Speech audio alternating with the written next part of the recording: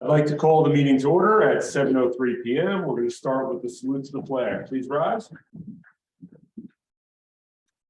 I pledge allegiance to the flag of the United States of America and to the republic for which it stands, one nation, under God, indivisible, with liberty and justice for all. Please join me for a moment of silent reflection.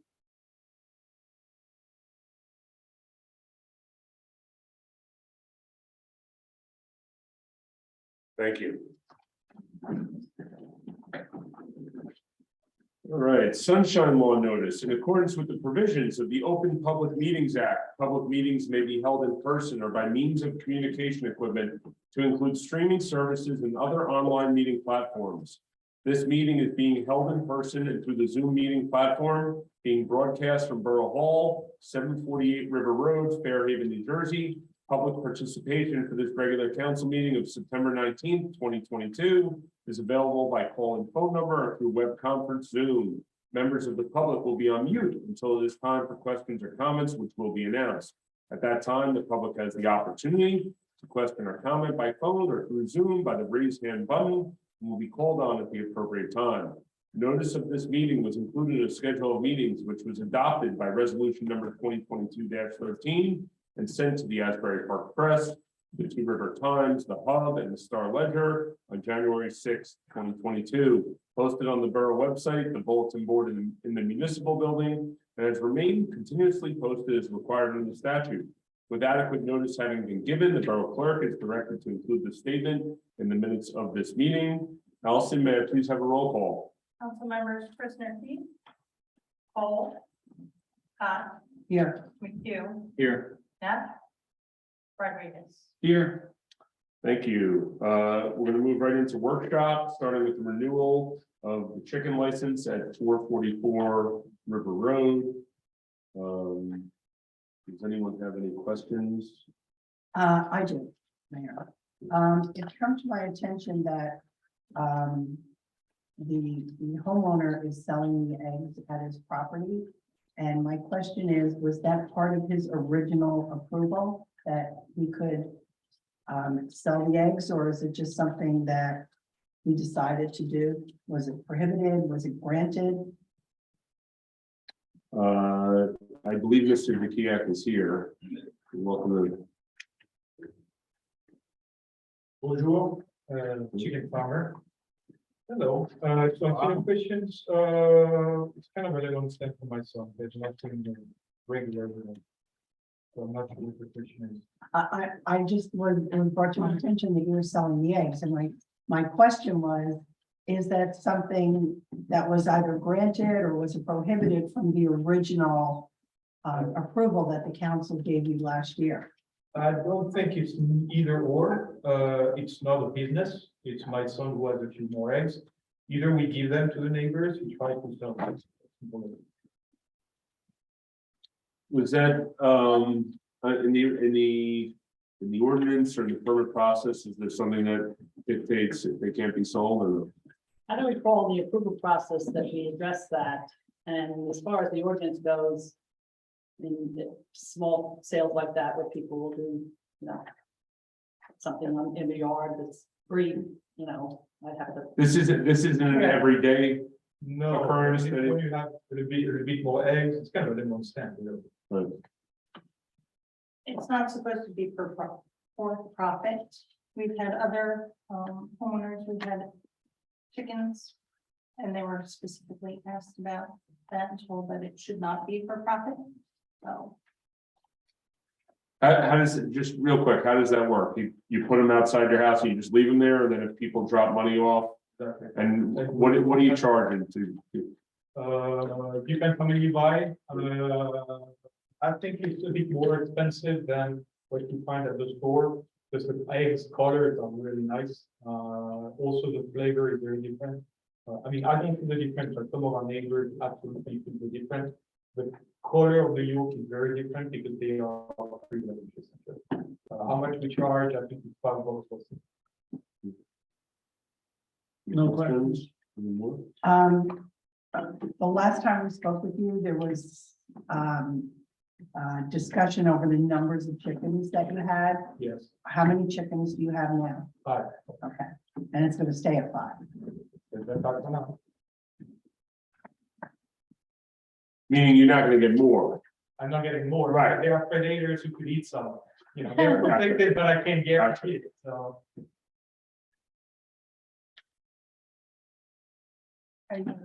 Any other questions, Councilman? No, I mean, Councilman? Councilman? I'm fine with a couple of eggs every now and then, like a lemonade stand. Do I have a motion for anyone to approve? motion. Second, All in favor? Anyone opposed? and this is for 1 year. This is a 1 year? Right. Yes, 1 year. Your long chicken nightmare is over. For 1 year. Thank you. Thank you. All right, we're moving along here to the RFP for Bicentennial Hall Architect. Yes, Mayor, I circulated a draft, and when I say draft, it's in, big bold letters, by sending home to the governing body, as per your instructions at the last meeting. Obviously, there are some pieces of this that may have to be updated. The turnaround time for October 4th is probably ambitious at this juncture, but I put it as a placeholder. I copied Mark Pavlock, who's the Historic Preservation Commission Chairman, on the email. Art did respond to me today, and I forwarded that to the full governing body with my comments. Councilman Cole had spoken to me also about expanding the scope of work in this RFP. I don't want to speak for Tracy. well, certainly I'd be happy to, Mayor, Mayor. Absolutely. Teresa and I had a conversation in response to the draft, which thank you very much. And I'm happy to know the Historic Preservation Commission was able to get back to you in time because I realize there is some timeliness to this. My thought was the Historic Preservation Commission will be providing recommendations for the governing body ongoingly. And some of you may be aware that there's a maintenance and capital improvements plan that was done 12 years ago, I think, looking at Councilman Rodriguez, I think it's about 12 years ago. There was a discussion that perhaps that could be updated. At least we could explore what it might cost to have that updated to provide a guiding document for the Historic Preservation Commission. So that was the expanded scope of work as a separate proposal, so the council can decide whether or not they feel that that's money well spent, depending on the price. In addition to Mr. Pavlick's, and the only thing I also wanted to see was that the proposal, or that those that do propose at least see in here that we'd like to include a public participation session, which even one meeting would probably be adequate, given this is a fairly limited scope of work. However, it is our only public historic building in the borough. Those were my only two thoughts. Contribute to Councilwoman Cole's comments. Did you envision the public session being during the open historic commission meeting? I think it would be appropriate at Yeah. this for preservation. Because we would have more time. Mhm. I think that's a great idea. Are you proposing that? In addition, are you proposing that meeting after the RFP goes out? No, that the RFP as issued while we're asking the architect to prepare plans for barrier-free, historically sensitive barrier-free improvements, that we ask them also to factor in the cost of facilitating one public participation session with the Historic Preservation Commission and the public. Okay, because I imagine would be hourly. that's gonna push this back, then, right? I think the meaning will have to hit the cycle, you mean, that we'll have to get one of their calendar meetings. Maybe they even host a special meeting. But Well, the time spent for public participation. is Right. sometimes- I'm just confused because I thought the last time we discussed this, we wanted to stick to the 174 Correct. and just do anything that would relate directly to ADA compliance, the bathrooms and the ramp. Right, Barrier-free access. Right. Which would include all those things. right, or whatever we could do for 174. Correct. And then you would have to pay separately for the architect out of borough funds. Yes. And so with what you're proposing, does that increase the cost of the architect? It would increase that, I would think, on an hourly basis. So if we ask them to facilitate or be present at a public session that would be facilitated where the chairman, say, for example, they might need to include 5 more hours of time to have a staff person attend a public meeting. Okay, so what if we did the RFP, see what the responses are to what we are going to do, and then propose the public meeting? We could introduce the suggestions to the public. I think what we're talking about might be 2 different things, because we're just asking for proposals.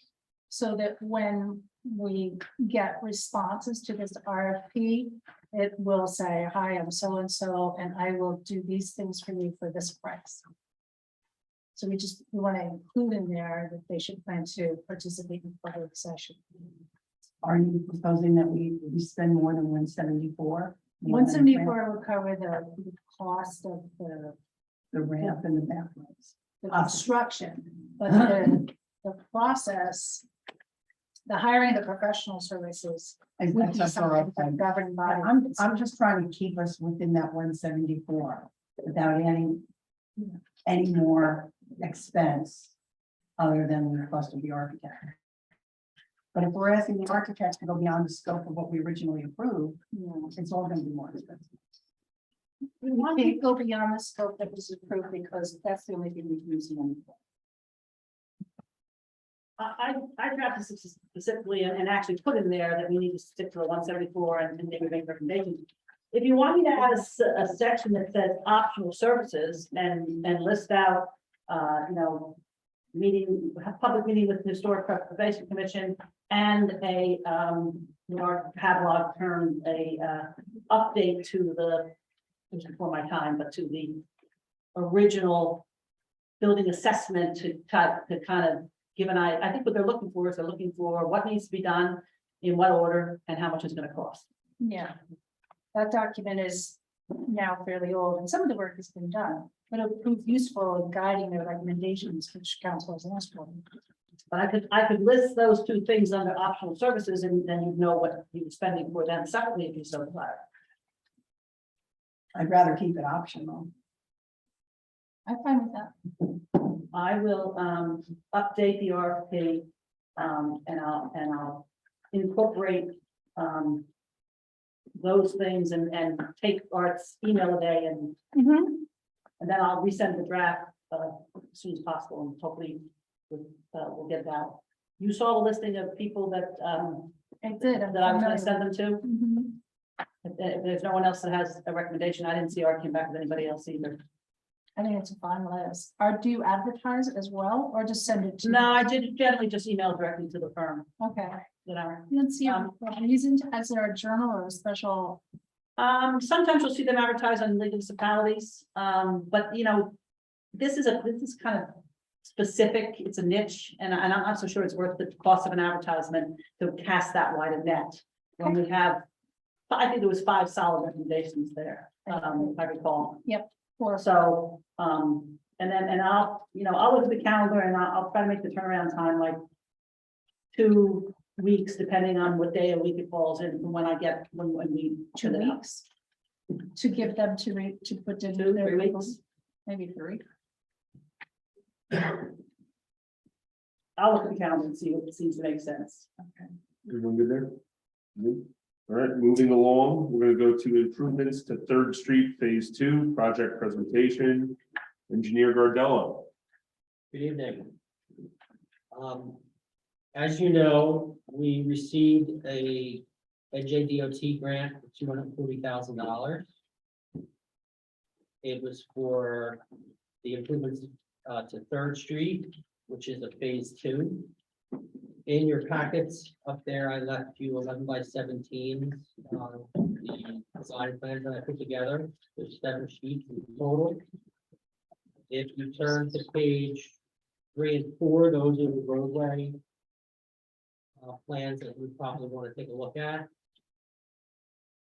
This design, as I had prepared, we met with the mayor and my 2 council liaisons, I would say about 6 to 8 weeks ago, during the summer, to kind of go over the scope of the work as it related to the grant, as it related to the timing of the project, the funding, and then also the considerations that are outlined in the active transportation plan. So with that, obviously with any grant, there is a timeline. I think, as most of you know, we have to award this project by November, I believe, 16th of this year, as per the agreement with DOT. Once again, it was $240,000 appropriation for the project. The limit of work basically picks up where the 3rd Street improvements left off from the paving standpoint, which was Maple Avenue, heading west to Hants. And we are doing some intersection improvements and enhancements at Hants Road. And as it relates to the entrance to Knoll School parking lot, from a vehicular standpoint, pedestrian safety, and obviously plugging in some of those recommendations as per the ATP, active transportation plan. I did have the opportunity to meet with the school, a couple of the Board of Education folks to kind of review some of this, to get some of their feedback as it relates to student drop off, the way the students leave and enter, the circulation within that intersection, the interface with Sportsman's Field. Because as you know, you've got 3rd Street, you've got Sportsman's, you've got Knollwood, you've got the closure of 3rd twice a day during the school year. So as a designer, you kind of have to look at all that and put it all together and see really what makes sense from a from our municipal side of things. So having said that, the bulk of the work is milling and paving. As you know, 3rd Street for that section is in pretty poor condition. So that'll provide us with a new smooth surface. As part of the phase 1, we did put in all the sidewalks. So we have that full linkage from both Knollwood all the way to Sickles. That was part of that prior grant. So all of that ADA sidewalk enhancement work has already been completed. And once again, the bulk of the improvements for this project is really focused on the Hants Road intersection. Now, the one thing I do want to point out is the current striping on Hants has 2 crosswalks, both on the north and south side. During school, they only use the north side, which is shown on my plan, which is a continental style crosswalk there. And they actually cone off and don't utilize the other one because it causes confusion. And I spoke to the crossing guard, I've spoken to traffic safety. And we as a group, even with my liaisons here, we talked about this, briefly, and we're looking to add an additional crossing down at Hunting. So that'll assist with some of that pedestrian flow in that neighborhood. We didn't just want to go ahead and eliminate a crosswalk, because folks wanting to head south on foot still need a safe passage across Hants. So the short block away at Hunting would make sense to get them over into that area. We didn't work, you guys adopted a bond ordinance back in July, which was ordinance 22-10. That was at your July 21 meeting. It took effect 20 days later, which was last month, and that was to, basically fund this project, which also, it includes the 240K. I updated my engineer's estimate based on the drawings, all the quantities, and current pricing. And my estimate is approximately 450,000 for the, what's shown on the drawing. In addition to the grant? That's Oh, including with the grant. Oh. So 450 minus 240, that would be your cost share as a municipality.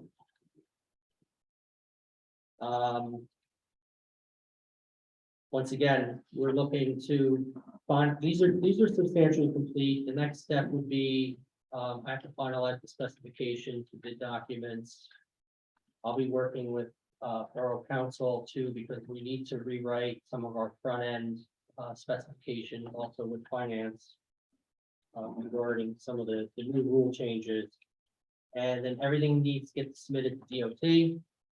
They'll review it, provide some feedback typically, and then that'll allow us to drop the bid. So once again, the deadline is November 16th. We have a meeting in October. When's our meeting in November? 14. 14th, the first meeting. So. I'd prefer not to wait till, if we could get it done by the second meeting in October, that October would be, 24th. would be Okay. more ideal. All right, So so we're not- we'll shoot for 10/24 award. This way that'll allow us some time to review all the documents as submitted, make a recommendation. And then we're not up against this tight time frame there in November. So that basically concludes my presentation. If any of you have any questions? Thank you, Councilman. This is strictly milling and paving. Building and paving, there's some curbing, there's some sidewalk in hand, because we need to redo some of the ADA ramps. We're actually, one of the recommendations in the ATP was to provide a bump out, which enhance, so there's some curb and sidewalk there. The benefit of that, it narrows the width of Hance, which shortens the distance of the crosswalk, and it also provides a visual Yeah. as a driver for traffic calming. Mhm. Are there any cartway changes on Third? There's some minor cartway changes, as you're aware, there's the 2-lot subdivision that's currently under construction at the end of Gentry Drive. As part of that planning board application, we worked with the applicant slash builder to work our design into their design. We're gonna be having an on-site meeting with them because they've got some rough grading, and now we can get out there and kind of fine tune things. That section of Third, if you're driving from east to west, there's a noticeable area where it necks down. And now with that subdivision, things are obviously opened up a bit, and that's gonna allow us to somewhat straighten out that area a little bit. Yeah, I'm not sure I have any other questions. This is the first time seeing this. Would the proposed crosswalk at Hunting be done in conjunction with this project? that would be done as part of the road program that I'm also preparing all those plans simultaneously with this project. Okay. And all the crosswalks shown on here are what's intended to be striped?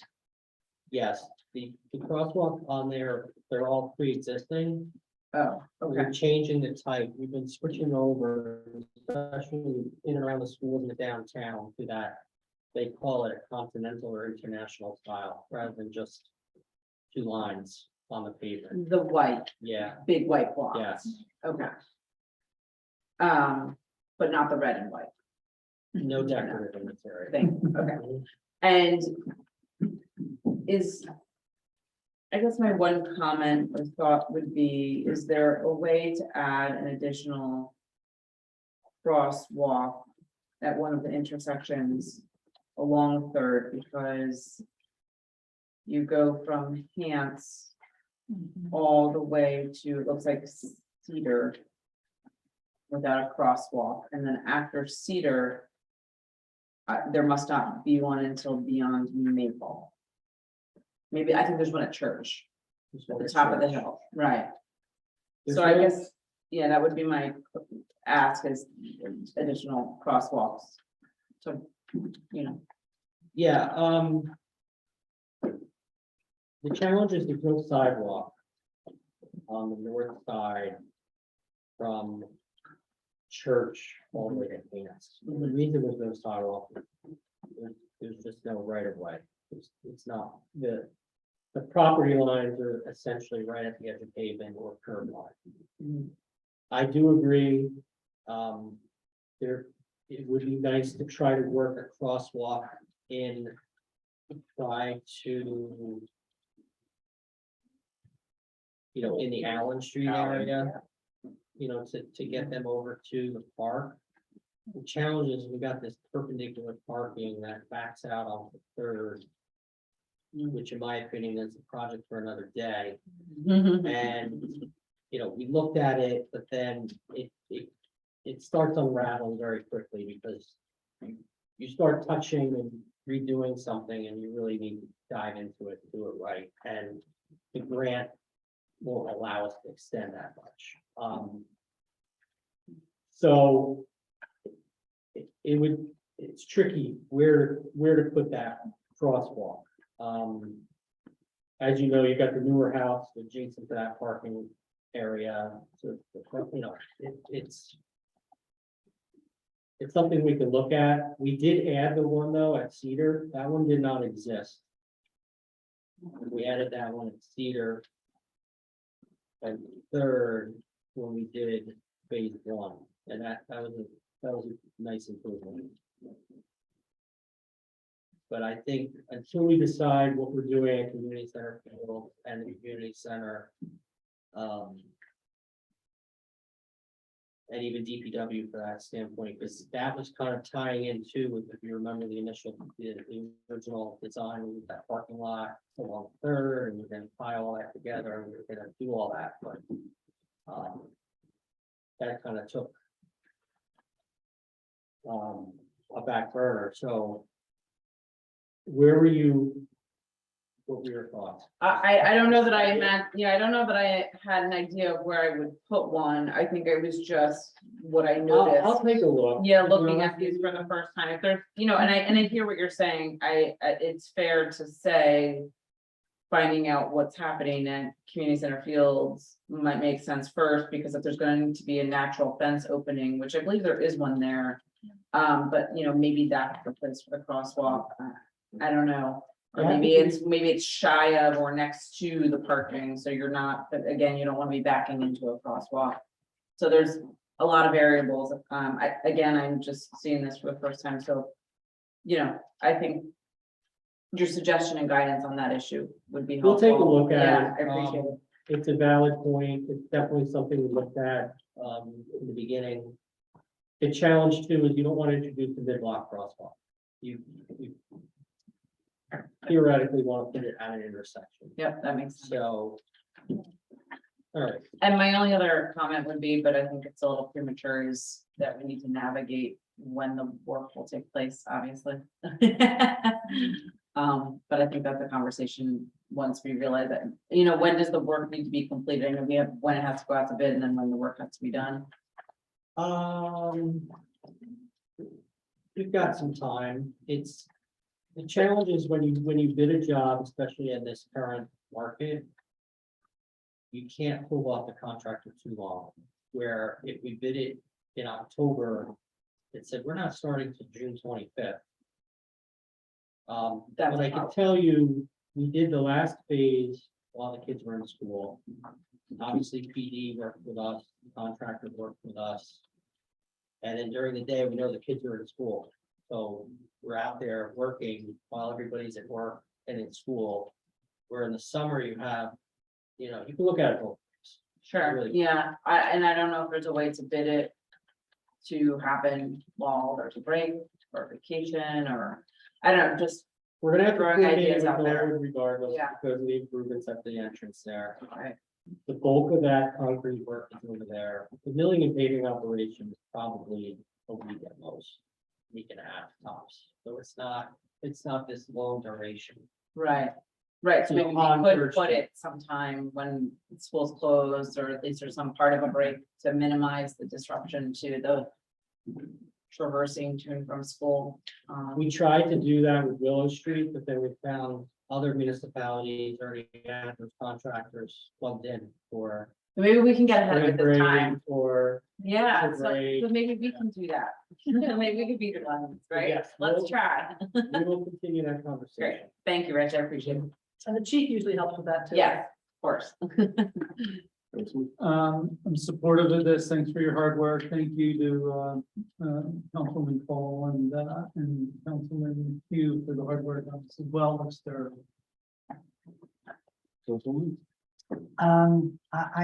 only question I have is, did I understand you correctly that you're eliminating the southern crosswalk between Knollwood and Third Street? We're eliminating the southern crosswalk at Hance and. Okay, But adding one in Adding hunting, right, okay. Yeah. All right, that makes sense because it is confusing for kids. They don't know which. one. Confusing for kids, it's challenging for the crossing guards and school personnel because kids tend to want to dart over to that crosswalk that's marked, even though they have to go off. And it's in close proximity to the entrance to Knollwood as well, like the driveway. There's Right. a lot going on there. Yeah, okay, thank you. Thanks, Mayor.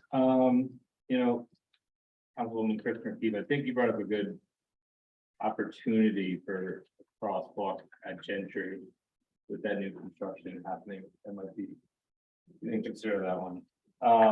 And obviously we've been talking about how we're gonna figure out crosswalk over at Allen for a while, but let's figure out if we're gonna get a parking lot over there first and then take it from there. Yeah, pretty straightforward. I have to say, Rich, somewhat doubling down on losing that southern crosswalk. I've been over there observing the kids' football practice and stuff, and you know, that sidewalk goes all over Fairview Road. And then to ask people, I think, to cross two streets to get across Kansas isn't really realistic. And, you know, I saw kids on bikes going over there and senior women using that. And I'm kind of conflicted here because I'm happy that we're coordinating with the Board of Ed and getting their input. But we also need to kind of consider our own residents, people pushing carriages, and seniors walking all year round. So you know, the hunting lane, it was a great idea because that's a long stretch all the way to Ridge Road without having a crosswalk. But that is down the road and we know nothing's really guaranteed with road projects. So I think while we're on just this road project, we should probably keep that crosswalk. Besides that, all pretty straightforward, looks good. Yeah, I would echo that sentiment. I think depending on which way you're going. When you get to Knollwood, you'll either, you know, stay on the side that you're on and cross and go through the cut through in the creek, or left down Hance, or you're gonna go to the right and take the side of the crosswalk you're proposing. But I think as on off school hours and days, the other 180 days here, having that there, you notice it at the crosswalks. I think without it, it makes that pathway less safe. And if we know people use it, I mean, I know I use it myself when kids are not at school and I'm not following a biker to or from or whatever it is. So Yeah. I just echo that.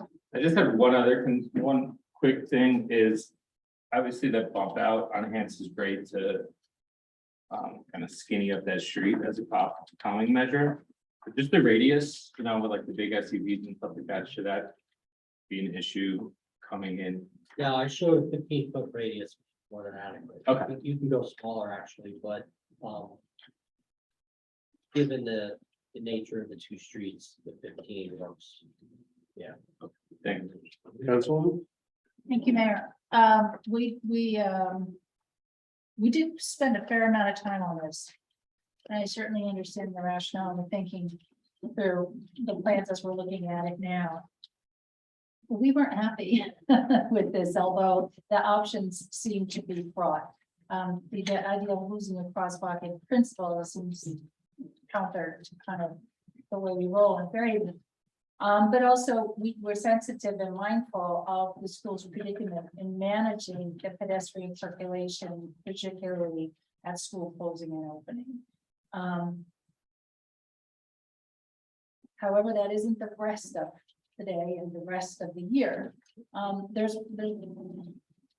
as an aside, but somewhat related, and which I'm not sure you touched on this, I may have missed it if we did so, just some of the other improvements are going to include tightening up the driveway entrance to Norwood, and if you can picture it now, Yes. right, it's a very wide curb cut.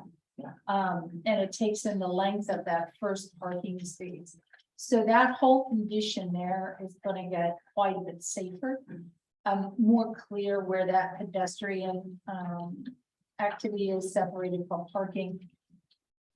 I'd like to believe that's going to have a spillover effect in that, you know, it's not going to feel like this delta of vehicular movement. Things will have a more discrete and clear place, pedestrians, vehicles, and bikes, so on.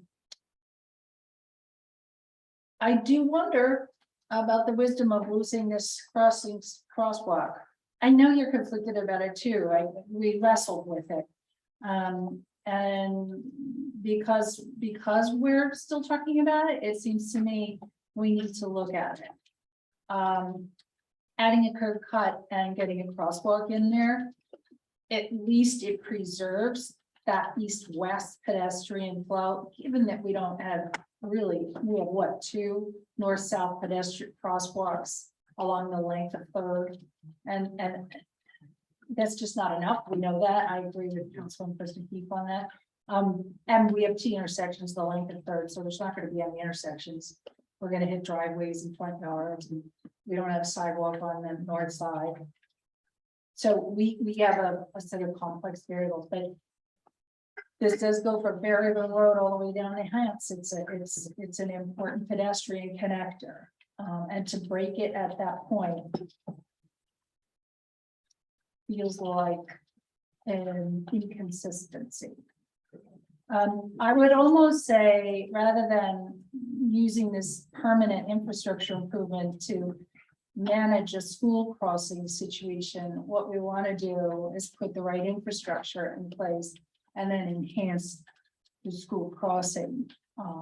This will facilitate the school crossing, even if there was a crosswalk at that end on the south end, simply by the nature of all the improvements that we've designed here. It's going to become much clearer for everyone.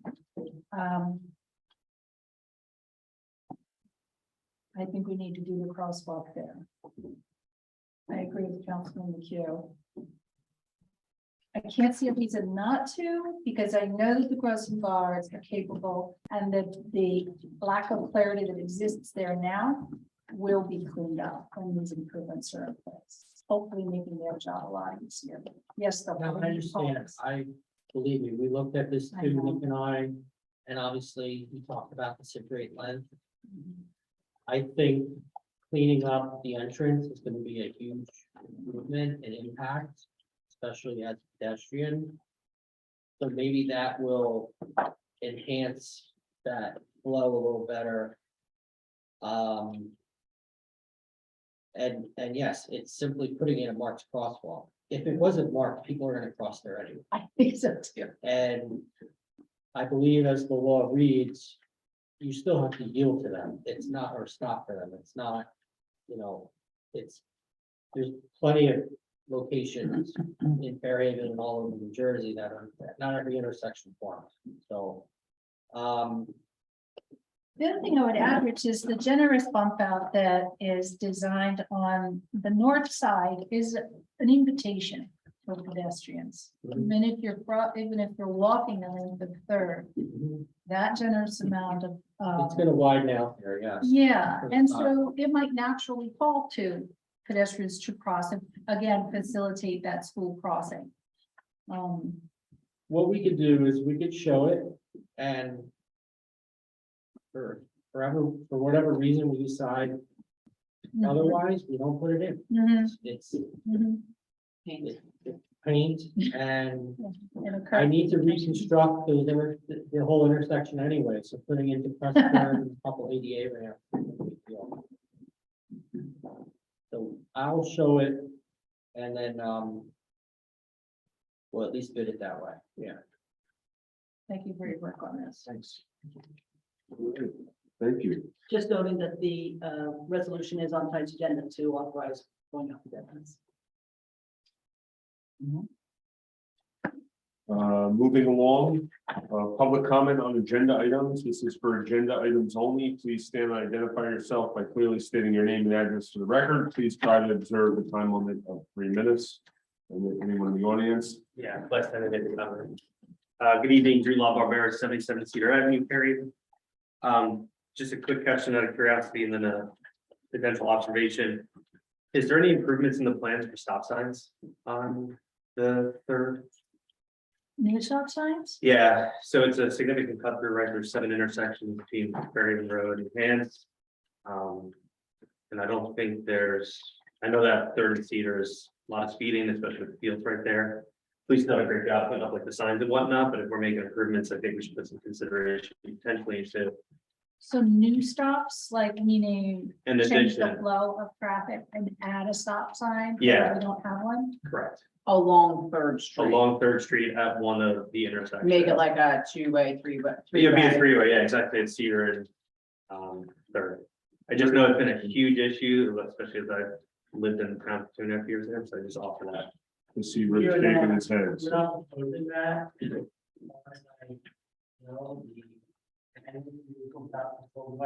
allow you to control speed by putting in stop sign. It's not that.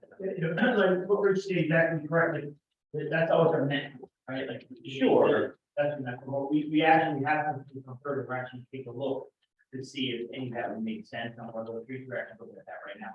But, you know, what you gotta stand is, for everybody that wants that stop sign, is the opposite that don't want that stop sign. So you try to have a balance of what we are actually looking at. Copy that, right? Only reason I bring it up is I know there was speeding down Cedar and the residents spent a lot of time articulating that and the stop sign went at Cedar fixed, right? Yeah, And then it stopped. that was actually not the street, that was. Okay. But that was the first time, yeah, because I go by there, I've gone by there, 30,000 times. And twice, like, that's why, and we waited until we got to do something to get that. Got But it does, I agree. It's a deterrent. It's It not does cause speed, because it's just format, we are actually looking right now at. Nothing, recognizing the talk first about it. Yeah, and just figure if there's timing here, that makes sense, right? Might as well. And the other, I'm sorry, so legally, there's only 2 ways that we can legally place a stop sign. One, it's got to be supported by an engineer's report that has data like a site triangle or something like Copy that. Or 2, it has to be within a certain proximity of recreational or school land. and I mean, the But fields, usually those baseball intersections- fields, community centers count. Because there's the 2 baseball fields right there, right? You have the crosswalk that was added Good. specifically for that. It could, Again, it's a very short distance. Yep. But yeah, those are the only 2 ways you can do it. I don't know if they fit or not. I don't actually look carefully. It's good background. You also got it. Just so you know, when you see it on town, those are the 2 requirements. It's got to be backed by that kind of data or got to be proximity to baseball. Field. Yeah, just offer it as consideration, right, as the council looks at the plans. The other one, something that I've seen previously is a box for the crosswalk. So in the situation by Millwood, right, where there's 2 crosswalks and other towns, even in different states, have seen where they just created a giant box. Yes, I don't know if it makes sense here or whatnot, just pure observation here. Yeah. It's fine because it allows people to convert Correct. with different directions.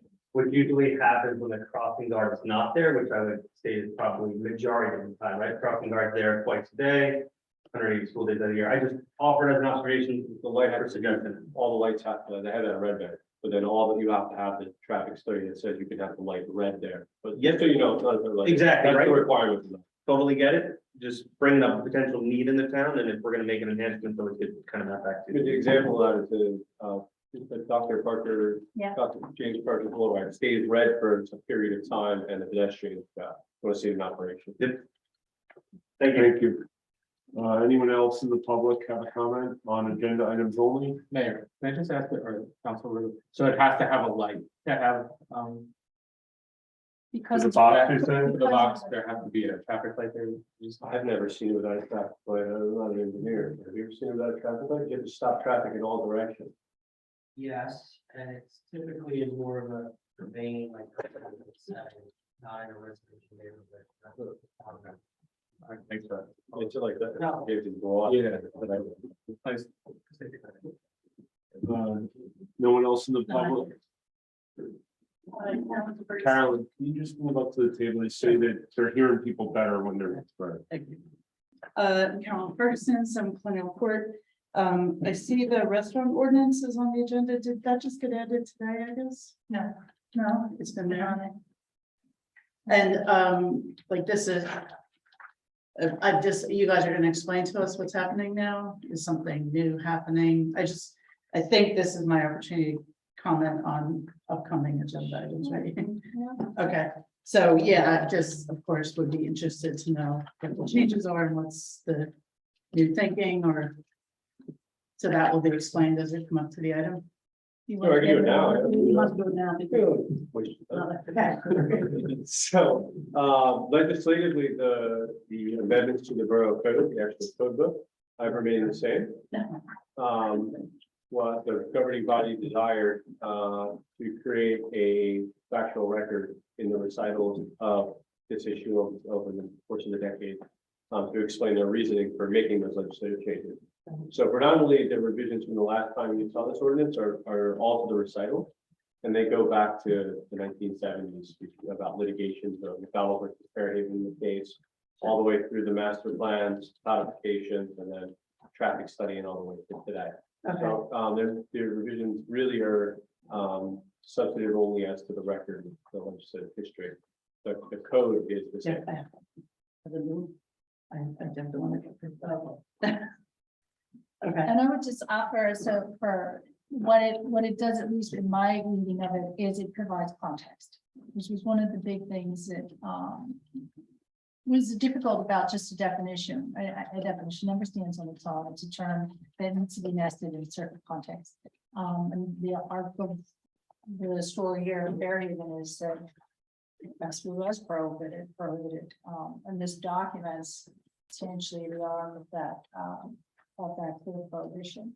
And this cleans it up.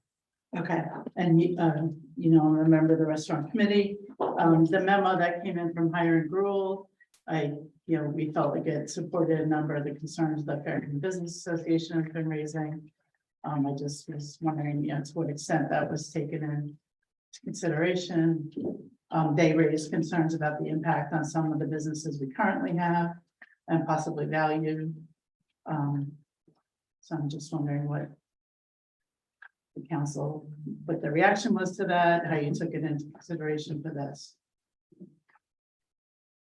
I think there's some things in here that are very clear and that there's intents to, it can advance some of the master plan goals to speak to River Road corridor as a pedestrian corridor and a Main Street. Which again, it's reinforced over and over again in our studies. And the Main Street obviously is the social, civic and commercial center of the community. I personally would also like to see a list of permitted uses, and I think that would address a lot of your concerns, Carol. Let's see directly to you. I think that the record will reflect that. Okay, and I think one of the things that Hire Gruel raised was that as written, this could prohibit things like pizza shops, bagel shops, coffee shops. That to me as a resident is a concern, as a member of the business association is a concern. I think that's one of the things that makes our business district vibrant, makes it walkable, to have a place to walk to. As a member of the business association in particular, we are concerned that some of our current members could be impacted by this, as I've been sharing. Are you accepting that? I was just gonna say, I don't, in reading the language in this, I'm not concerned about any current members in our community being directly affected by the rule.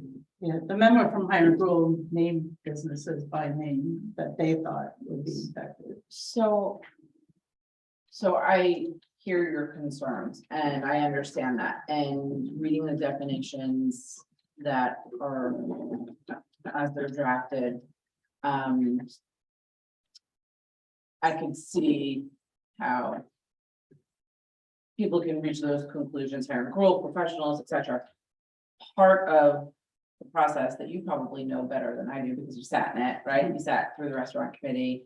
You've heard from about the cases, this issue.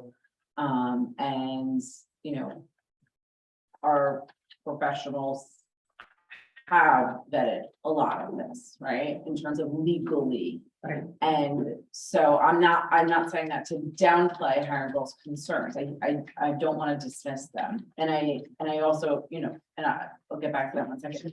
But I think when we're talking about the legal definition, that's the bigger concern. Will this pass muster if it comes before a court again? Because I think part of what we're trying to do is prevent the McDonald's issue back in the 70s, prevent Duncan issue that came up. I think we're trying to reflect upon and take action consistent with the goals of the master plan, the active transportation plan, the feedback from the survey from what was that year, 2019? Yeah.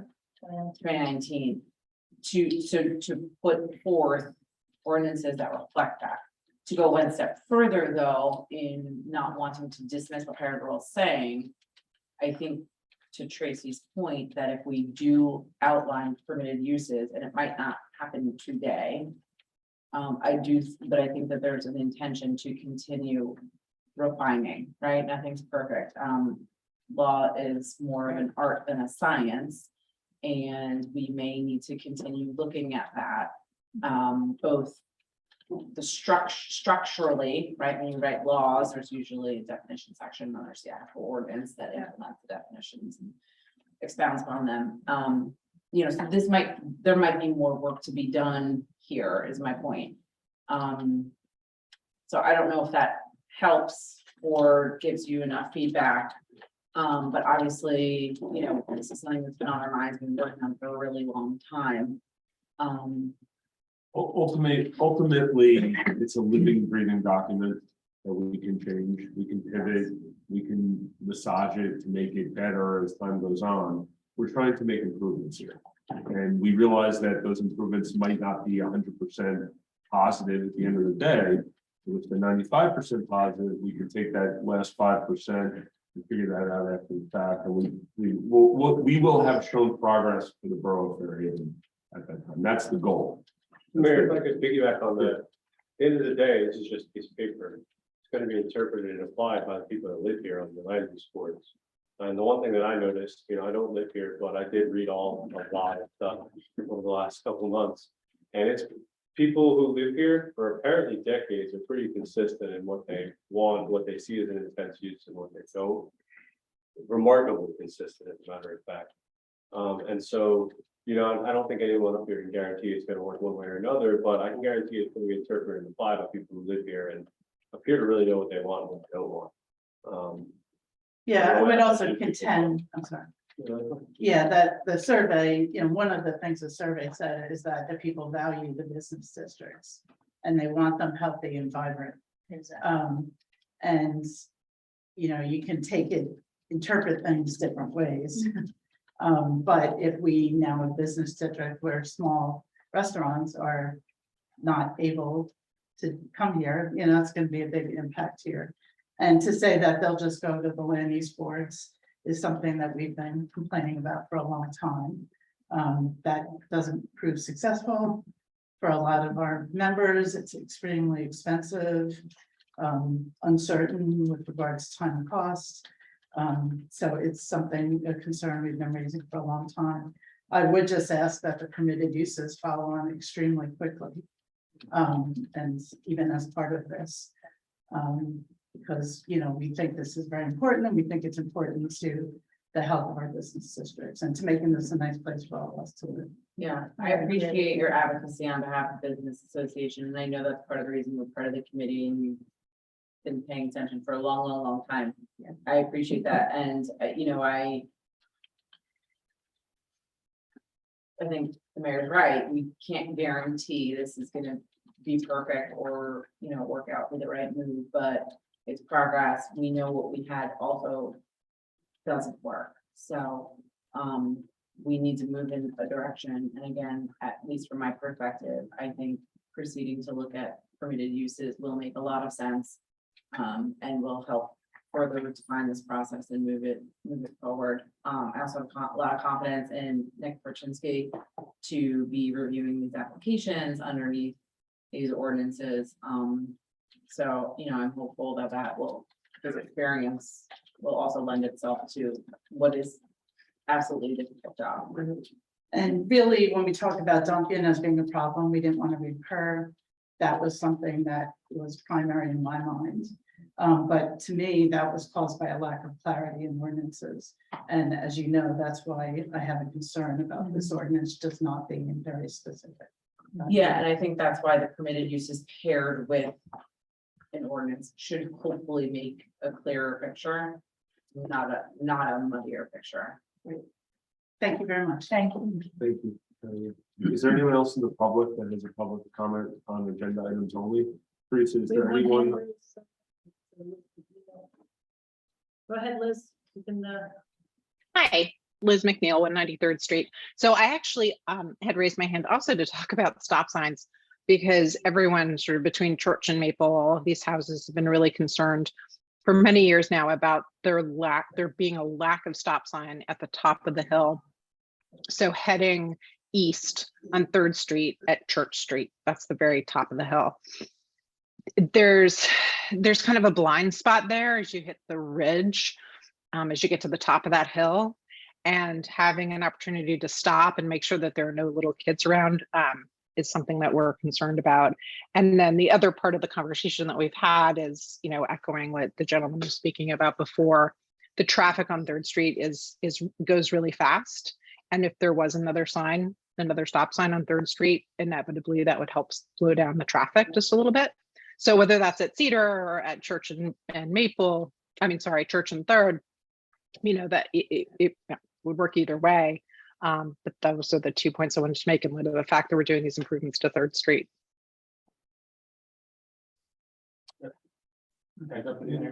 Yeah, the only question I have is, even if we had that though, then the bikers have to stop the stop sign too, I'm assuming, right? And that's right at the top of the hill.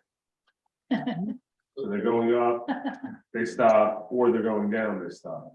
They're at the very top of the hill, the very top. So if you're heading east on 3rd from Knollwood, it's a really good idea if you're a biker to stop at Church and 3rd. It's a really good idea, cars and bikers to stop, look both ways and, you know, take a breath before you go down that hill.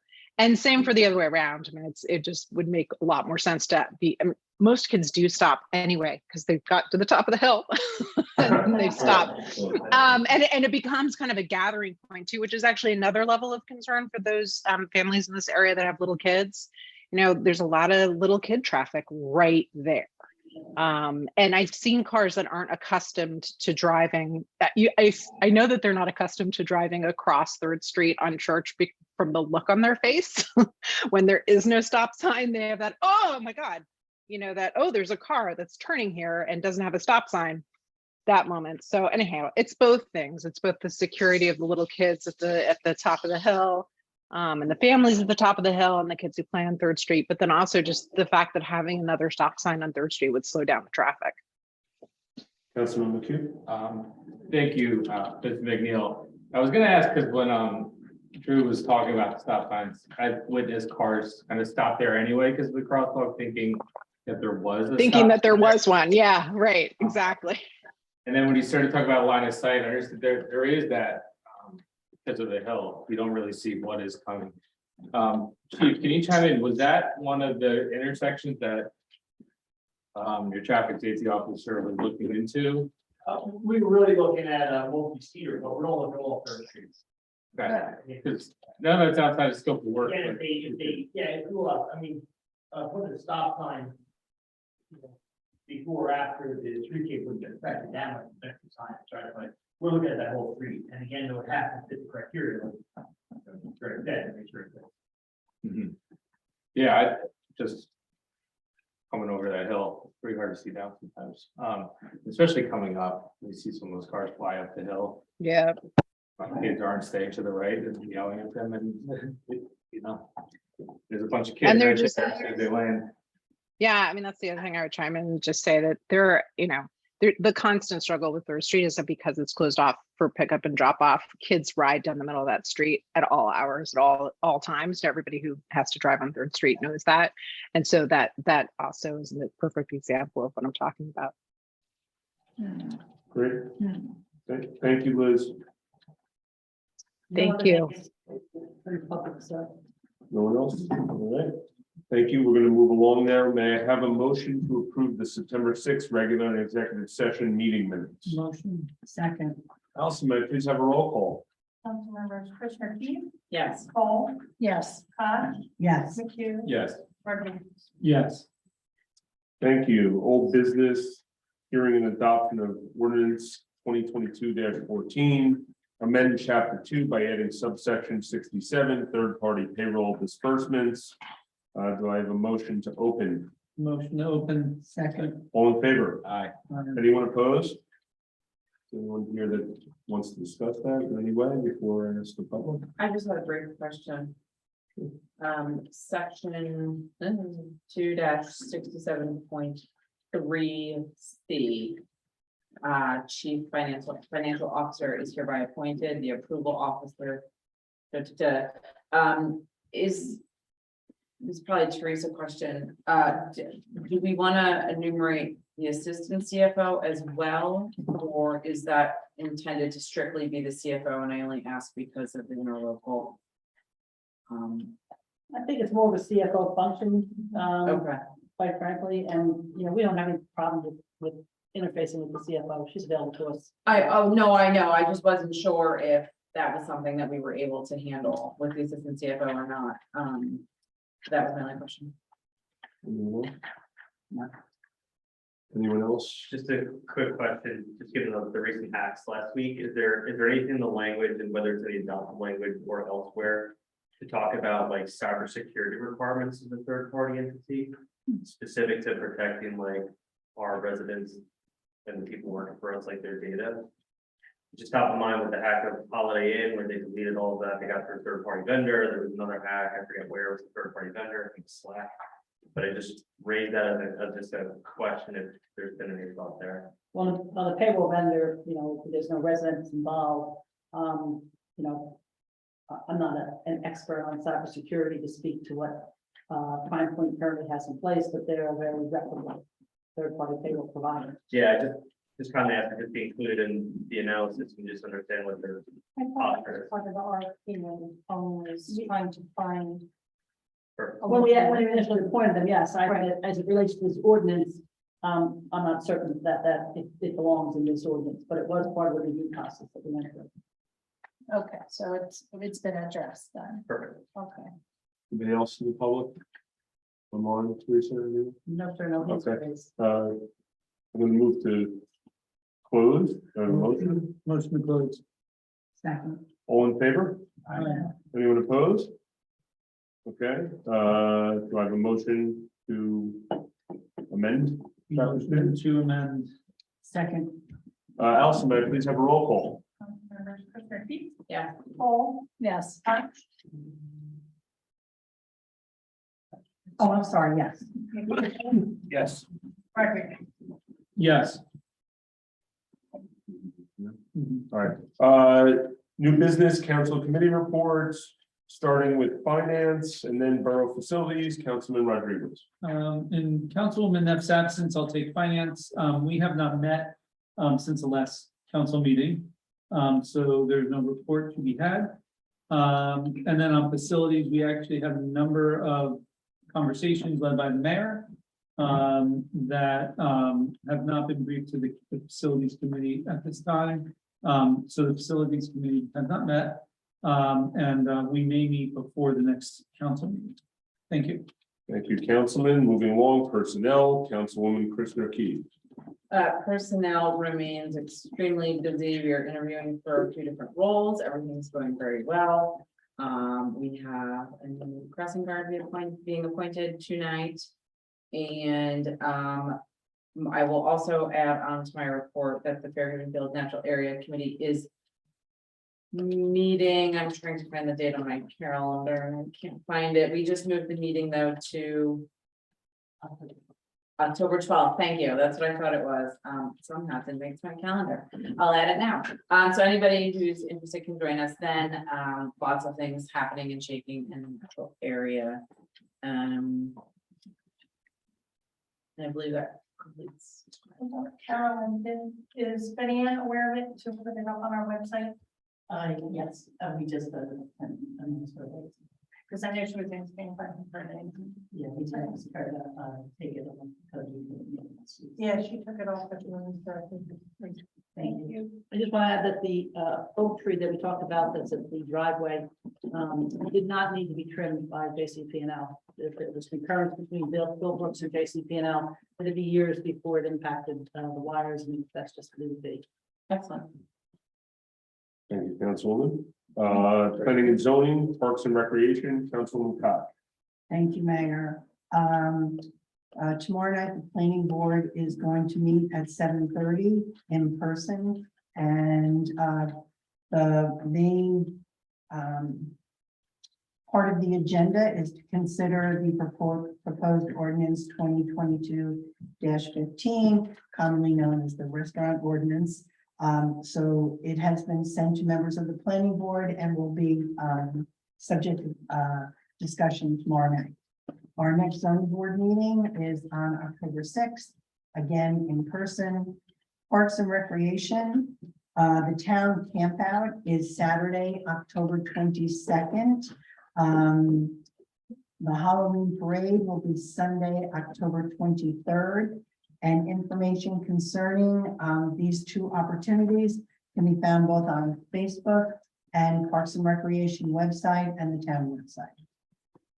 Thank you, Councilwoman. Moving along, police, fire, office, emergency management, and engineering and DPW, Councilman McHugh. Thank you, Mayor. Nothing new to report for police, fire, OEM, engineering and DPW. Councilwoman Cole and I had a nice long meeting with Engineer Gardella and the Borough Administrator, most of which was covering this Third Street project.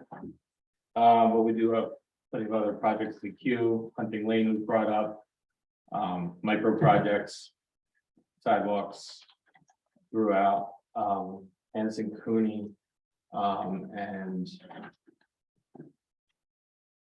there another one? The micro projects, that's been. And Hanson Cooney, did we get the piping? Do we have a date? I'm waiting on the contractor to see, the issue was supply chain issue. The good thing is there's not a lot of pipe on that job, so the contractor should go. Correct. There's not too much to replace. Correct. Do you have a more specific date when the initial? I did contact the contractor prior to that meeting. I will follow up. Unfortunately, I haven't been in next week of that action, but I'll follow up with that to see what, we still have to do a pre-construction meeting, and this is the Hanson's project. Correct. And there's some housekeeping that we have to do. And we're also looking at, we had talked about meeting with a couple of the residents regarding The trees. items here. Trees. May start before winter freeze, so we could Yeah, the plan- finalize the mill and pave in the spring. Reconstruct the catch basin, put the pipe in prior to winter, let everything settle. Get everything restored, buttoned up, get us through the winter, and then come back in the spring once weather permits.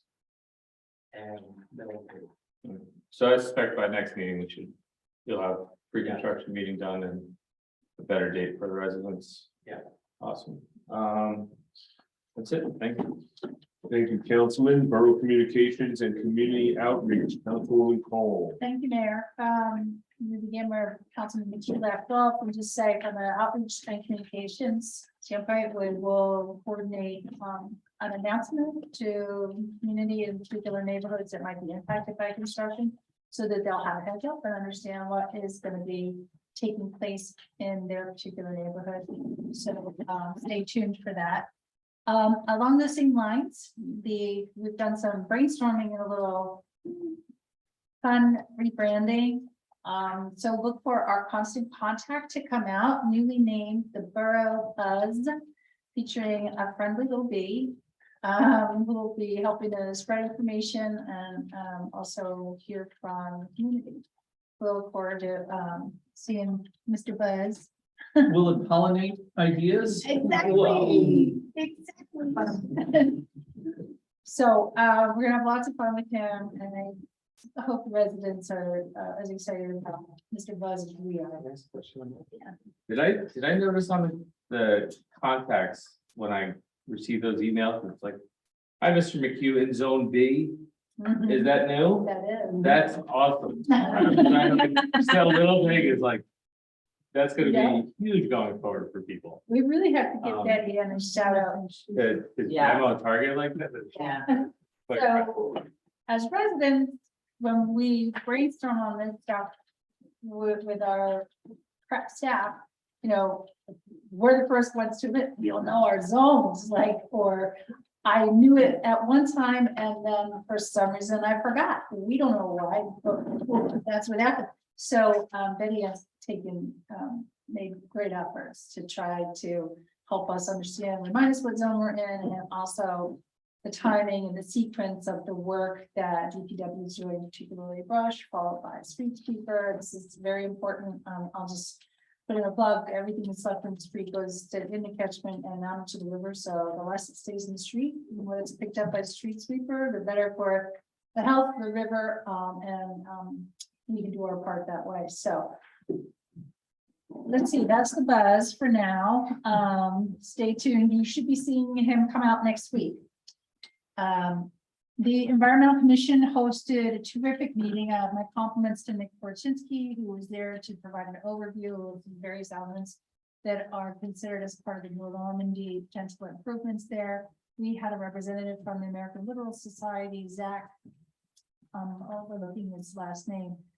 Very informative. I think those that were in attendance were had all their questions answered, which was the main purpose, but also had a chance to understand the role of green infrastructure. And just very quickly, this is a large rain garden, a living shoreline, all with the idea of filtering more stormwater and also shoring up the bluff there and preserving our park. So it's a beautiful concept, and the Environmental Commission now understands it and feels supportive of it.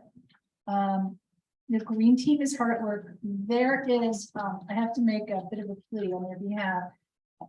There is the last round of deadlines is approaching, and we have until November. Just to back up, there was a goal set by the Environmental Commission to reach silver. And this, I believe, is 350 points and silver. And what this all means is that it helps us get grant money to hopefully begin to maintain and make improvements in our natural areas or barren wetlands and so on. They're within striking distance, but they're not going to make it without help. And so my plea tonight is if we are able to seek some special support just over the next 30 to 45 days, of course, it wouldn't take that long, but if we could get some support from a couple of different departments, that we might be able to make the deadline by November. We won't have a chance again for another 3 years. So I have received requests. Let me pull that up. Meanwhile, thank you to, I can extend thanks to Chief Yes. for his help. Yes. with, A And lot of these requirements. Yes, goes without saying, but I agree. In fact, there's a couple more, Chief, if it's possible. We're looking for extreme temperature event plan, vulnerable populations. Also, I know we do, we have somebody in your office that we could direct them So to. we, like, really into. We do, we just remember like, we could draft like a memo or something like that, something in writing. We were trying to get it in time and then we do it by. Yeah, I think we got enough in for, Bronx. communications, extreme weather. There's 3 placeholders, and it's like annotated that. You know, knowing that we didn't have everything like document wise, I know we've done these things forever, right? Right. Again, puts out notifications for cooling centers and warming centers and stuff like that, but we don't have like that Well, we need a plan. policy. And listen, I'm not suggesting we get into this now. I'm just looking for you to assign a point person, so I can go back to them and match them up. If that would seem. Think we talk about line chief, maybe. Thank you. Rich, think you might be able to help out with the fleet inventory? Or put somebody? I think it's missing a column of information. Whatever it is, I'll have Bryce update. Thank you, okay. If, depending on if we have it or not. And finally, the hazardous tree inventory, I believe we do Already have provided that. that to you in a spreadsheet. Okay, But they wanted a lot of information that you would need a tree expert to comment on, that we don't have in the in-house. so maybe we could send it Expertise. to the Shade Tree Commission and see if they could review it with Shara. Would that help? You could ask Sheriff to do it. I had to go back and look at it, but I remember, based on what they were looking for, you had identified the species and the disease and Well, that would be. different things that we don't have, Okay, in-house, but if you want to take a crack at sending it to Sheriff, we certainly can do so. well, thank you, everyone. I think the intent is to just ask for a little bit more attention between now and November, and hopefully we can get this across the finish line together with the idea that we'll be able to get some funding in the long term. Lastly, the Shade Tree Commission is much appreciated. I understand that we sent a summary over for them to review for the tree preservation ordinance. That was at their request. I'm not sure I did that yet, but Oh, you did. I'm glad you appreciate it. I'm not good. Thanks in advance. And that concludes It everything. is up in- Thank you, Councilwoman. We had a few other things. Moving along, introduction of ordinances 2022-15, amend chapter 30, section 2.4, definitions and regulations for restaurants. Do I have a motion? Motion. Second. Allison, may I please have a roll call? Yes. Paul? Yes. Yes. McHugh. Yes. Rodriguez. Yes. Thank you. We're moving along to the consent agenda. Are we adding something to this? No. We updated the executive session resolution, but I didn't get past that. Okay. Do we want to talk about the public hearing adoption based on the expedited turnaround time from the planning board, or are we? Do we have a hearing date? They have, it's gonna, according to how, we're asking for October 11th, for next meeting. So it'll be advertised as such.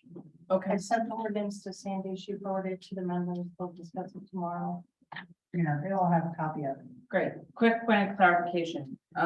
Throughout, it mentions B95. Should that be B99? Just, There is. that should be 99 as well. It's Ah. two. Sorry, I'll just double wanted to check. make sure Take we that were reference. clear on our Bs. Yeah, I looked it up. Thank you. to verify. Okay. One small item regarding resolutions. Teresa, if I was keeping up with emails, which I'm not always able to do. Is there going to be another resolution added to this consent agenda for the green team? The rider? That you did see the email, the bottom line is the CFO is going to, the rider is, as it should be, the environmental commission. And when she sets it up, she'll set up 2 sub-accounts, one for the environmental, one for the green team. It's an in-house function. It's an in-house function. If they want to accept it, yeah. Okay, thank you. Okay, consent agenda 2022-202 through 214. Does anyone want to? Quick question there. I think it might have been Councilwoman Christopher Keith that kind of called out in the bid to request some sort of like timeout clause during school time. I know we did this with smaller bids with the tree service and it was pretty successful. Not 100%, but if we could just in the bid, ask them to kind of do a stop work, what are your thoughts on that during, if it happens to be during school days, to ask them to stop for that allocated time?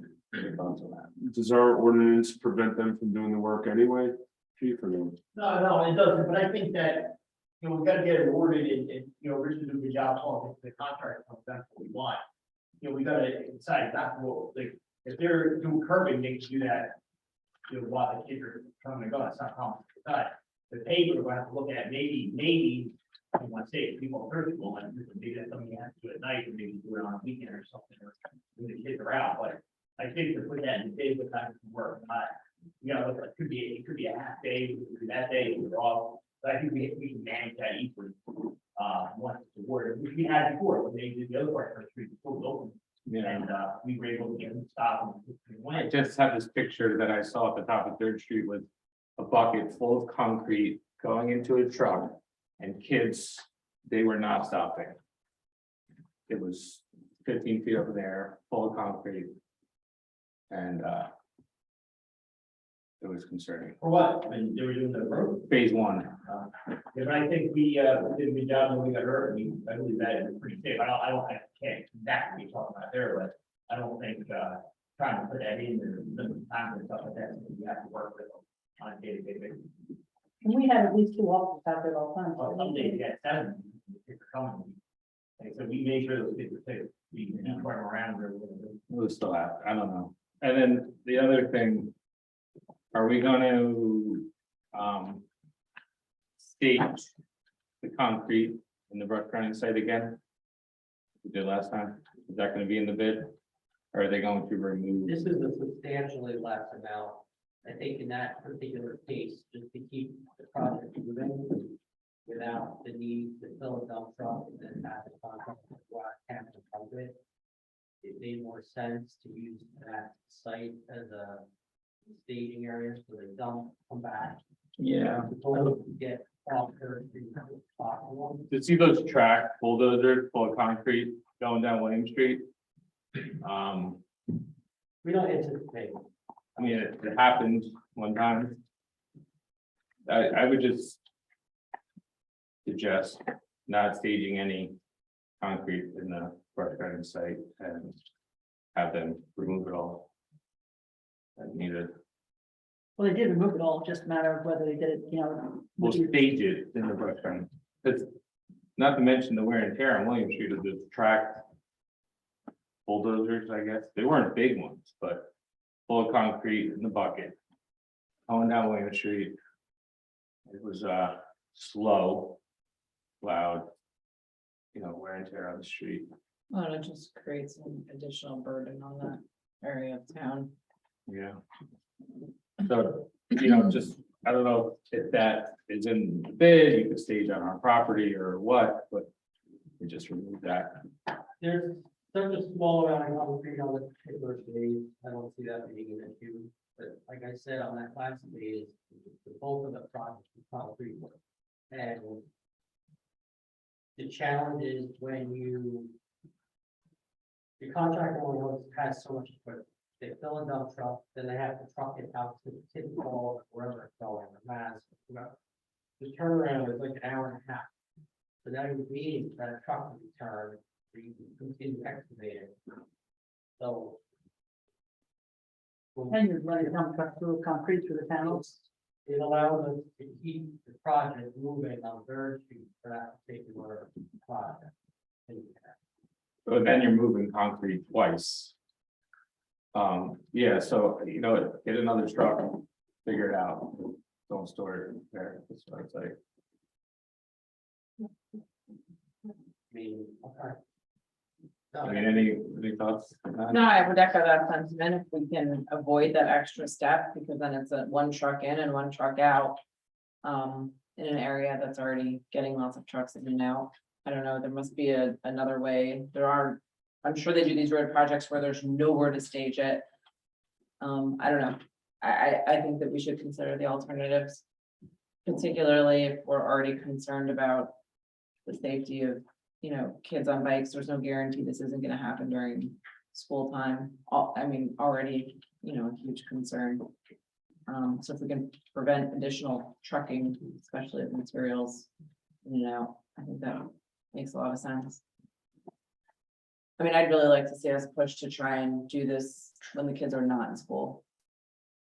That's, I don't think any parent really sends their kid out on bikes thinking that they're not going to potentially encounter cars on 3rd Street, people live there, need to go to work, whatever it is. But trucks is another thing, construction is another thing. I don't know,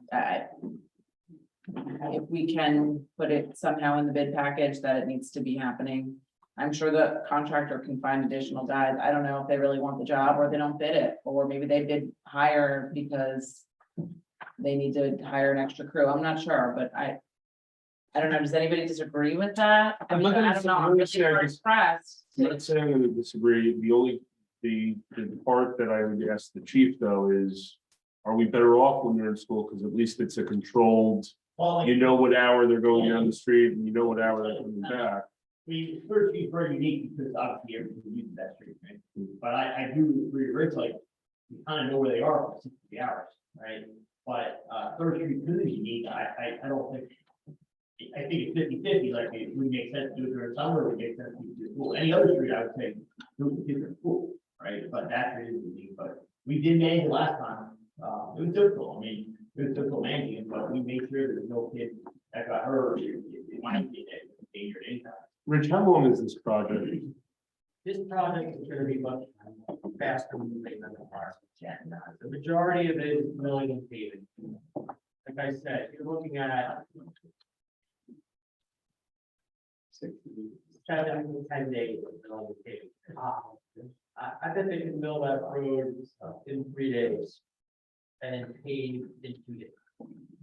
You get the right cost. So what's that, a week, 1 week? And to the chief's point, if we look at doing it at night, then we've got other indications. If you do it in the summer, we've got summer camps, we have community center fields. What's the balance? I think we managed it very well. I hear you, and I have complete confidence in our chief and his ability to staff the job and ensure everybody's safety. Typically in the past, the crews show up, they kind of mobilize in the morning, we kind of keep a holding pattern while everybody's in school. Yeah, I think that's what we did last time, like I said, even like the contractors on the street, if it's an 8-hour job, they're going to be here one side or the other, or both, right? But I think that, on 3rd Street, I was out there many of those days, and Chris was there. I didn't see anything that concerned me as far as being dangerous to kids. Like Mike, I'm not saying that didn't happen to me, obviously, it happened, but your best plan. We tell a guy he can only come on Saturday, then it rains Saturday, Sunday, then he's here on Monday, right? We thought Borough the crosswalk to be done in a week, and now we're on Route 4, and now we're planning for Wednesday. That's always true. So, it's kind of the plan we have, we still, we can tell the contractor, we talk to the contractor, almost every contractor we talk to before they come. And then we'll tell them not to be there, and they'll start a time, and when they do, they show up at 7 or they show up late, so. We can manage it best we can, but to start putting really restrictions on, I think it'd be tough, because I think they're gonna show up anyway, and they're gonna have to deal with it. So, only we know they're coming and we plan it out well, I don't see really any problem. And the chief does attend all pre-construction meetings for all these considerations. I don't remember a problem really with phase 1. I thought that for the most part it went pretty smoothly, and this is gonna be a lot faster, right? Yeah. We can always reroute traffic. We can route to Jackson. We could do it in segments. We could try to do it like a press period of time, which is the opposite. Go out, we haven't gotten Henderson. before we go Yeah. around. So like, again, we'll manage it, whatever it takes. Yeah. They have to stop work for that 45 minutes, but it's just gonna go. Thank you, chief. Before we move to vote, does anyone have any other questions or want to separate anything on the consent agenda? I just want to call out 207, but not separated off. That we're canceling an unfunded bond authorization balance. Just so people know what that means. Does anybody else want to make a comment on that? Or to maybe just expand on that. Sure. Yeah. Okay.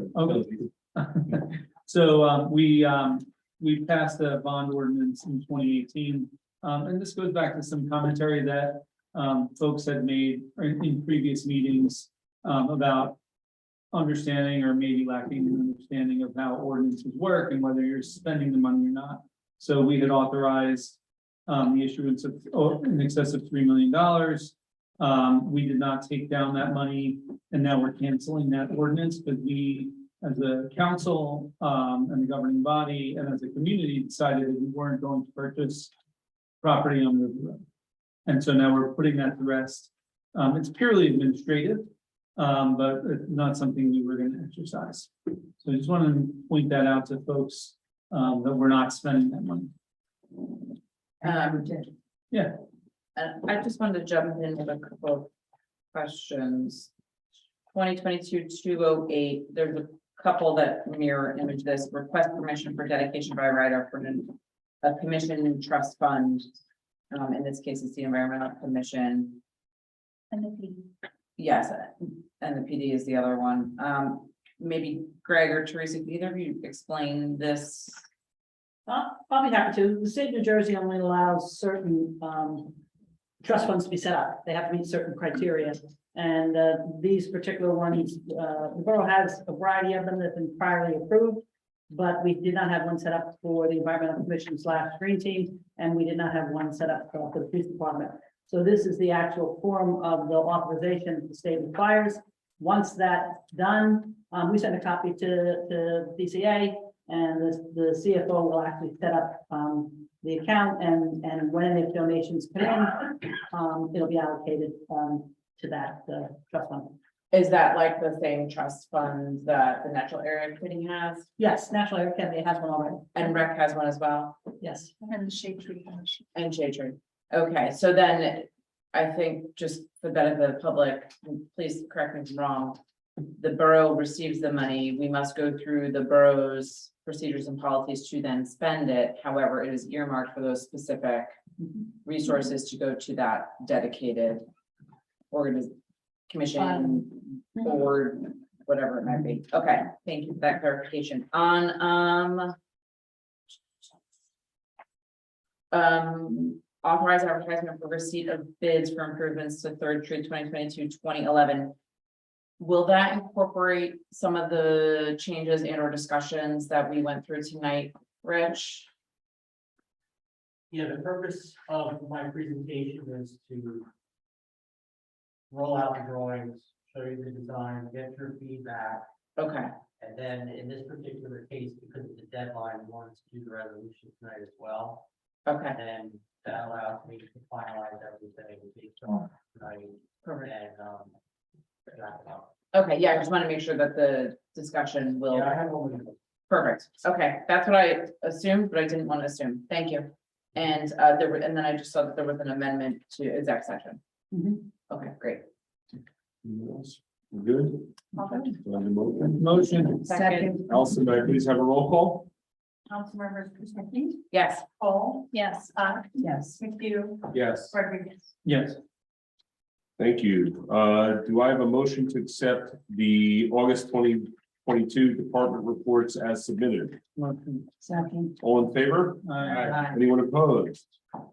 Thank you. Moving along to good of the borough, please stand and identify yourself by clearly stating your name and address for the record. Please try to observe a time limit of 3 minutes. Good evening, Mayor. Bill Warner, Route Drive. Just a couple of quick questions, maybe to follow up. What's going on at the audio visual? You know, like tonight, you had the maps, would be nice to see. What's our police building? Right, DPW, and McCarter Pond, where do we stand? So if you answer those 4 questions, I appreciate it. Sure. You got it. Well, why don't you take telecommunications? Outreach and communications is authorized to go, not authorized, we don't have that authority as at the committee level, but the governing body went ahead and authorized that work, and Chris will be. We're still aiming for October, before the end of October, right? That's the goal. The goal is to hopefully before flu and other seasons to have our hybrid AV system in place. Now, there'll be tweaks and all sorts of corrections along the way, but the goal is to have it in before the end of October, and that work is proceeding.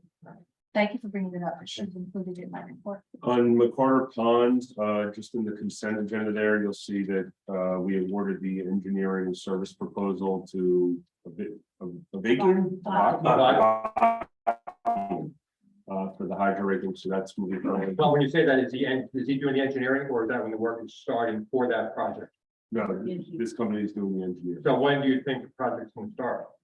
I'll have to get a timeline from him, as we talked about before, we put our pond does freeze in the winter.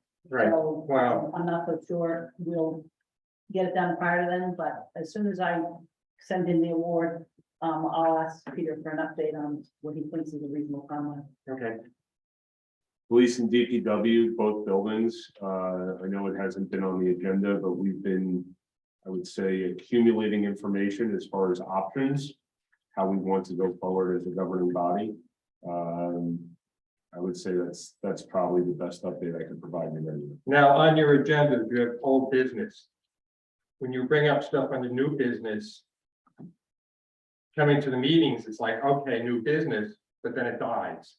So can you put your new business under old business, so we have an update on the audio visual, the DPW building, the police department, and what's going on? Because there's no follow-up. What you're suggesting is a running list. Right, a running in list of old what's going business on. Until it's. Right, it's like, okay, we're building a new police station. Then someone comes up here and yelling and screaming and whatever, and it stops. So what's going on? So I'm just saying, be nice to know where we stand with these projects. Liaison. Yeah, can I address that? Sure. Absolutely. So, that's the point of the committee reports.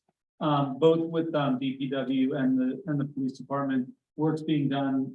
We're discussing changes to agreements that we have in place, both with our agent, our owner's agent. Right.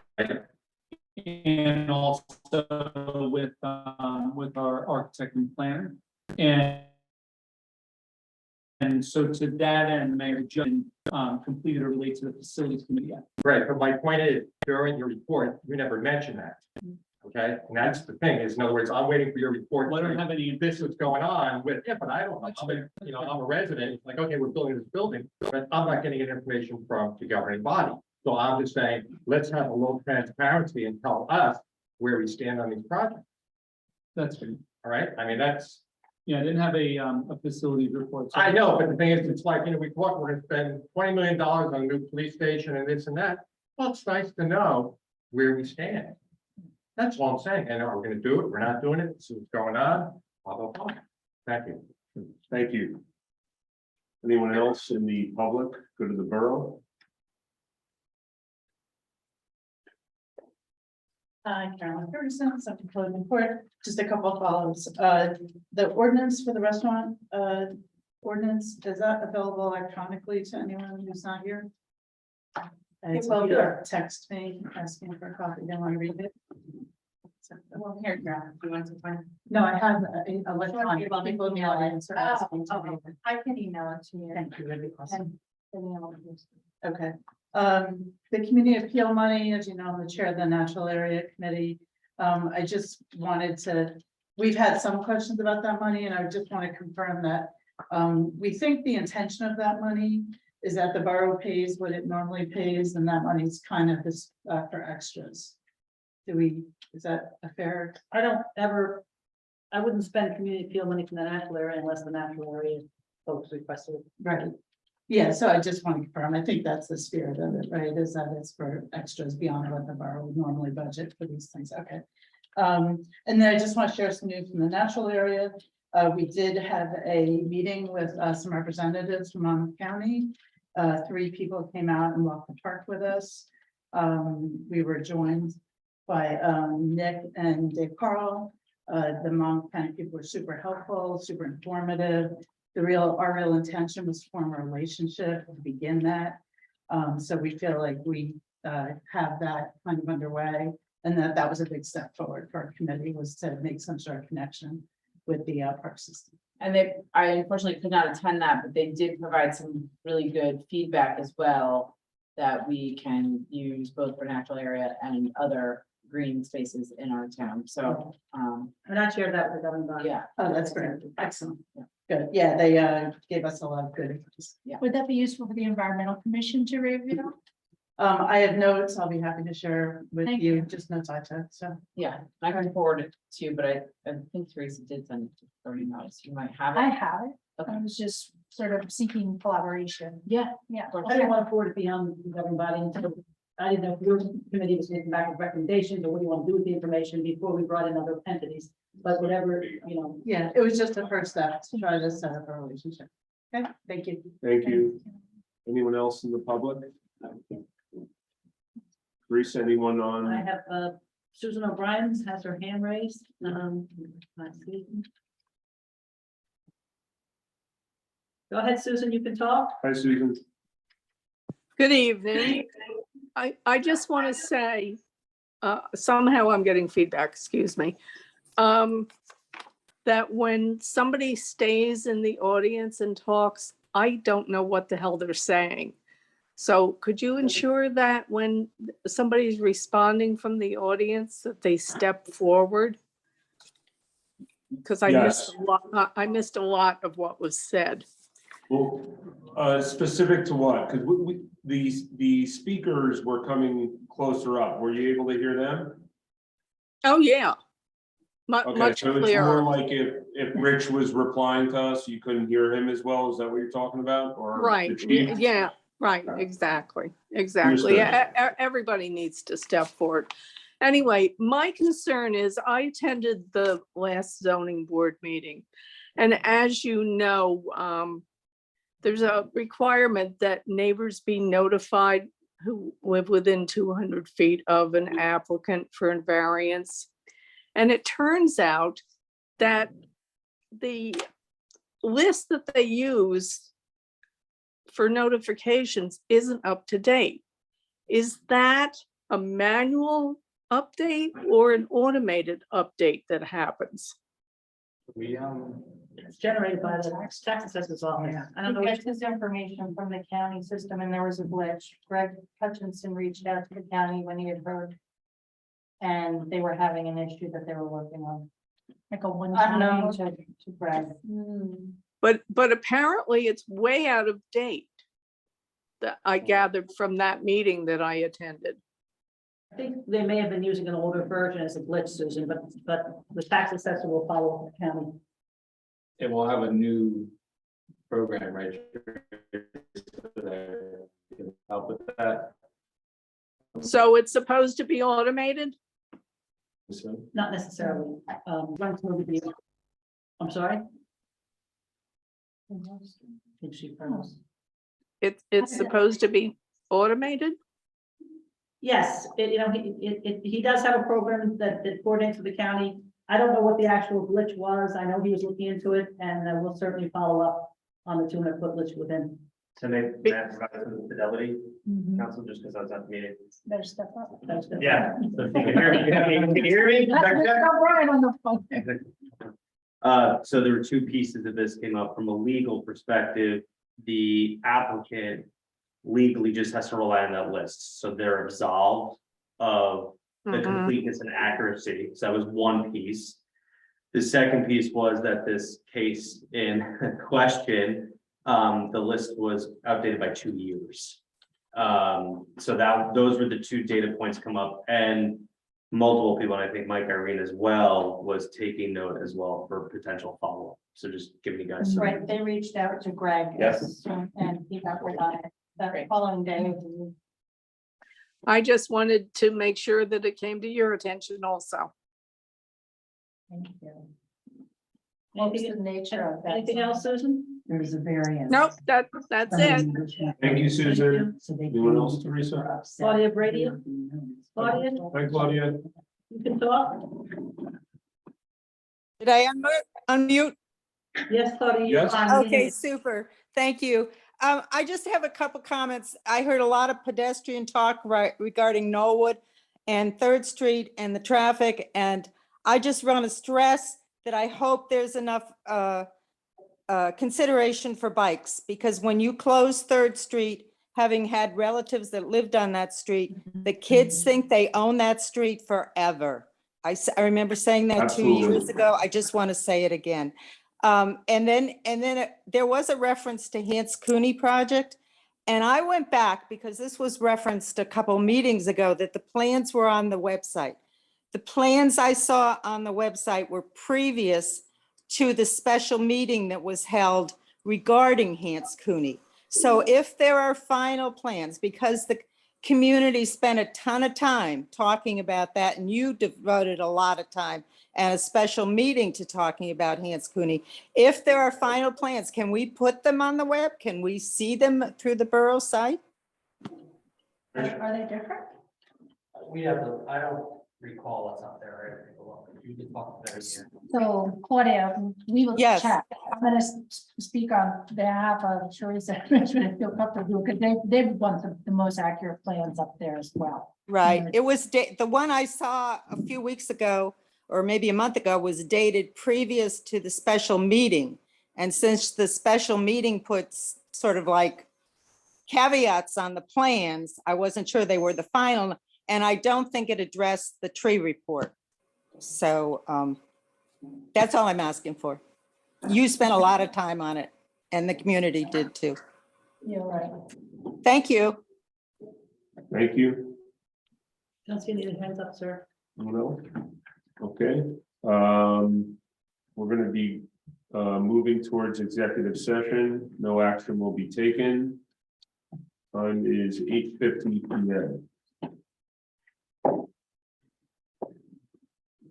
Hey.